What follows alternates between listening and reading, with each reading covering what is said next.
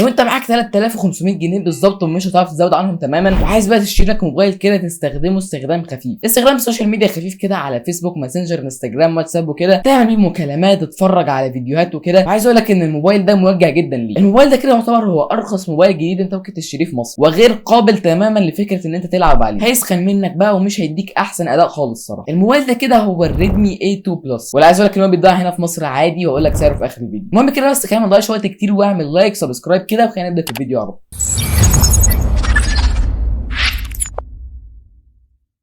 خلينا نبدا كده على طول بتصميم الاي 2 بلس. بصراحه انا معجب قوي بشكل فئه الاي عموما من شاومي، سواء بقى الاي 1 بلس او الاي 2 بلس. شكلهم الصراحه سيمبل وبسيط جدا الى ابعد الحدود خالص، يعني اللي هو بس يعني نافذه الكاميرات اللي مش بارزه تماما، دوب بس بارزه ربع ملي كده، مع الكاميرتين والفلاش والبصمه اللي في الظهر، والظهر طبعا اللي جاي من البلاستيك اللي هو بيبقى بلاستيك متين كده، هو هنا مش بيلمع خالص، فبالتالي مش هعمل بصمات، وده يعني انسب حل في السعر ده، بحيث ان الموبايل ما ينقطش وما يبصمش وما يبانش ان هو رخيص. شكله بسيط كده الصراحه جامد قوي. بس لما تيجي تقلب الموبايل على وشه بقى هتلاقي شاشه الصراحه وحشه جدا، بس ده الطبيعي جدا بقى من فئه سعر الموبايل ده، وانت طالع لحد 6000 جنيه تاخد نفس الشكل ده كده، اللي هو الحواف التخينه جدا من فوق ومن تحت، مع النوتش القديمه، وبتبقى بقى شاشه اي بي اس عاديه، هي فعلا اقل ما يقال عنها انها اي بي اس عاديه. الشاشه هنا هي اي بي اس بسطوع 400 نتس، اللي هي كده يا دوب تشوفها تحت الشمس. بس عايز اقول لك هو مش رقم كارثي، لان انا موبايلي برده 430 نتس، ولكن شاشته اموليد. بس عايز اقول لك انها تحت الشمس الحاميه، يعني انت لو عليت السطوع ودايرت الموبايل سيكا هتقدر تشوف الموبايل، فهي مش كارثيه، وبالنسبه للسعر ده تعتبر حلو قوي بصراحه. انت عندك موبايلات ب 6000 جنيه بتبقى جايه بسطوع 500 نتس، ولكن الشاشه هنا هي 720 اتش دي بلس يعني، فبالنسبه يعني لمشاهده المحتوى كده هتحس ان انا بكسلها شويه. وارجع اقول لك تاني ان ده الطبيعي اصلا في السعر ده، مفيش موبايل خالص بقى من هنا لحد 6000 جنيه جايب بشاشه فول اتش دي، فول اتش دي كده بقى من بعد ال 6000 جنيه، فعايزك تتقبل جدا حته الشاشه دي، هي دي اصلا تعتبر كويسه كده بالنسبه لسعرها. وعايز اقول لك بقى ان انت هنا معاك كل حاجه حرفيا مش بتلاقيها في الموبايلات اللي اغلى منها، معاك الهيدفون جاك وتقدر تركب شريحتين مع كارت ميموري في نفس الوقت، وفي هنا راديو برده على الموبايل اللي هو ما بقاش موجود دلوقتي في الموبايلات الغاليه، بس مفيش هنا ان اف سي، وكمان مدخل الشحن هنا هو مايكرو يو اس بي. بس عايز اقول لك ان مايكرو يو اس بي ده موجود في موبايلات بسعر 5000 جنيه واكتر كمان، فتقبل عادي الموضوع بتاع المايكرو يو اس بي. واصلا حوار الشحن ده احنا هنتكلم عنه في اخر الفيديو، كارثه حرفيا في الموبايل. لو كده بقى نبص على الاداء برده، فالاداء هنا هو متواضع، الهيليو جي 36. عايز اقول لك على حاجه مضحكه جدا، في 2018 اوبو اعلنت عن الاوبو اف 7. المهم ان الاوبو اف 7 ده كده كان جاي بمعالج الهيليو بي 60، وقتها طبعا في 2018 كان لسه اندرويد 8، فكان خفيف والبرامج لسه خفيفه، ما كانش فيه تقل خالص. الهيليو بي 60 ده كان كويس جدا في الالعاب، كان كويس في الاداء العادي، كان كويس، ما كانش بيهنج خالص على الاندرويد 8 ده، وحتى لما ترقى الاندرويد 10 اللي هو اقصى حاجه كان برده نوعا ما خفيف. انا بقى دلوقتي عايز اعرف ليه في 2023 ممكن امسك موبايل فيه هيليو جي 36. المعالج ده كده تقدر تعتبره هو مقارب للبي 60. تخيل بقى كده الهيليو بي 60 كده على اندرويد 13، حرفيا تقل التقل. ومواجهه شاومي بقى لا، انت كده واخد ميكس من التقل حرفيا، اللي هو انت واخد اتقل اندرويد موجود دلوقتي مع ابطا معالج ممكن تاخده، واتقل واجهه موجوده في العالم، فحرفيا الله يكون في عونك لو بتستخدم الموبايل. بس عايز اقول لك كده ان شاومي واخده بالها من الموضوع، وعارفه ان واجهتها تقيله، وعارفه ان المعالج اصلا خفيف خالص ما يستحملش. فالنسخه بتاعت الاندرويد اللي هنا هي مش كامله، هي نسخه اندرويد جو، حاجه كده خفيفه خالص، والواجهه اللي هنا برده هي مش واجهه كامله بحيث تخفف شويه من الموبايل. بس الفكره برده ان رامات الموبايل مش حلوه، يعني تتكلم ان اول نسخه 32 جيجا اصلا مع 2 رام، والنسخه الثانيه 64 مع 3، فاللي هو حرفيا ضحك يعني. عايز اقول لك ان اخر موبايل انا شفته كان جايب 2 رام مثلا و32 جيجا، كان يا جدع من زمان قوي، من سنتين 3 مثلا، ده اللي هو كده كان موبايل بيتباع ب 1000 ونص وب 1000 جنيه عادي. فدلوقتي بقى فكره ان موبايل ب 3 ونص وداخل في قرب الاربعه ب 32 جيجا، يا جدعان ايه ده يا جدعان؟ عايز اقول لك بجد فعليا انا كمستخدم طبيعي للموبايل، كل استخدامي انا اصلا ما بلعبش العاب، يعني انا شغلي كله سوشيال ميديا، وممكن اصور فيديوهات زي اللي انت بتشوفها دي على الموبايل عادي، بس بمسحها بقى للتصوير يعني. المهم ما علينا، انا بملي مثلا نص المساحه اللي هي 128 جيجا، انا بملي 64. فكره ان المستخدم الطبيعي في 2023 محتاج 64 جيجا يملاهم، بس اللي هو محتاج اقل حاجه دلوقتي 128، وعارف ان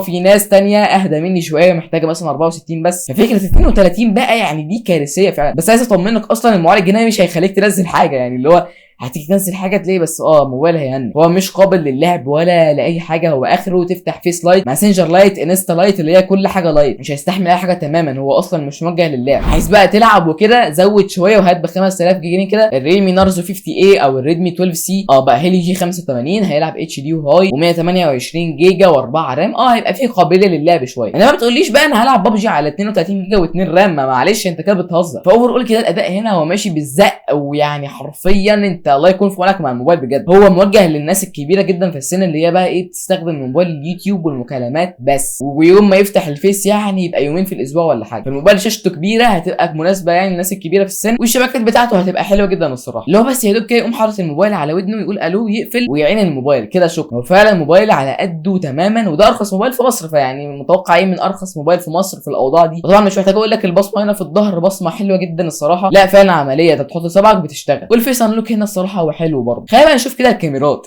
كارثه الكوارث يعني. معاك هنا كاميرا رئيسيه 8 ميجا بكسل بحالهم. خليني اقول لك بس ان ده طبيعي، يعني انت عندك الريدمي 12 سي مثلا والريلمي نارزو 58 كاميراتهم برضه متواضعه زي الموبايل ده عادي، بس الفكره بقى ان ده متواضع اكتر منهم، ده كده اللي هو ايه حاجه تحت الصفر. الكاميرات اللي هنا هي اشبه بكاميرات تليفون الزراير. عايز تصور بالليل بقى انسى حرفيا، الموبايل مش هيجيب لك صوره عادي. وعندك بقى كاميرا ثانيه مضحكه جدا، هي حرفيا رقمها مضحك 0.8 ميجا بكسل. انا بجد عايز اعرف ايه الرقم ده يعني، طب تخلوه 1 ميجا بكسل حتى ما فيش، ودي مسؤوله عن البورتريه. والله كتر خيرهم والله ان هم حاطين لنا كاميرا للبورتريه اصلا. عايز اقول لك بقى لو حبيت تصور فيديو بالكاميرا الخلفيه بتاعت الموبايل اخرك هنا 1080 30 فريم في الثانيه. كاميرا السيلفي بقى هنا هي مبهره جدا 5 ميجا بكسل. والله لو هنتكلم بجد بقى هي فعلا تجيب لك صور حلوه، برضه الصوره متواضعه عادي، بس الفكره ان ده طبيعي في السعر ده. انت مش شاري الموبايل ب 3500 عشان تصور بيه، يعني عايز اقول لك ان ده حتى من سنتين كان صعب، فما بالك دلوقتي ده بقى مستحيل. وبيصور هنا فيديوهات بالكاميرا السيلفي 1080 30 فريم. لو كده بقى نبص على الكارثه اللي قلت لك عليها في اول الفيديو، حته المايكرو اس بي. لو تفتكر يعني البطاريه هنا هي 5000 ملي امبير، بطاريه الصراحه ممتازه الى ابعد الحدود، لان الشاشه هنا هي اصلا 720، وانت يا دوب اصلا الموبايل هيبقى محجمك ان انت تستخدمه في حاجات قليله، فهيخليك توفر في استخدامه. وعايز اقول لك انها فعلا يعني ممكن تقعد معاك يوم ونص يومين على حسب استخدامك، بس الاكيد يعني انها هتكمل معاك اليوم الثاني. مش فكره ده هتكمل معاك اليوم مستريح، لا هي هتكمل معاك اليوم الثاني هتزق معاك عادي. بس الفكره والمصيبه والكارثه هنا هي نقطه الشحن. احب اقول لك كده ان الشحن اللي هنا هو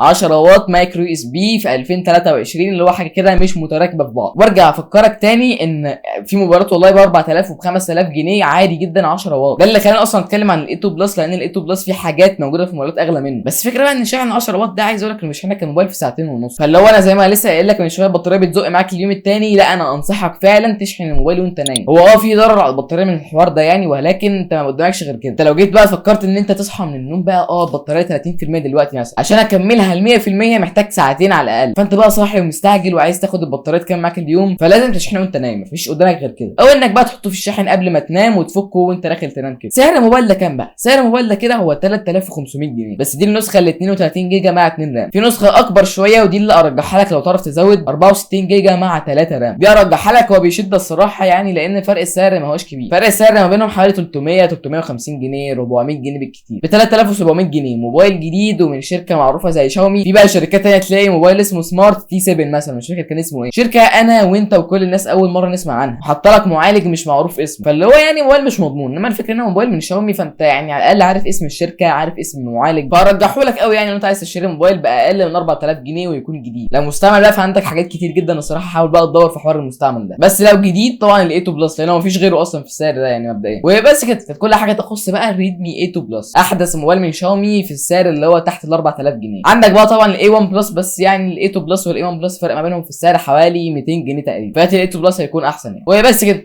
شوف فيديو الجاي، سلام.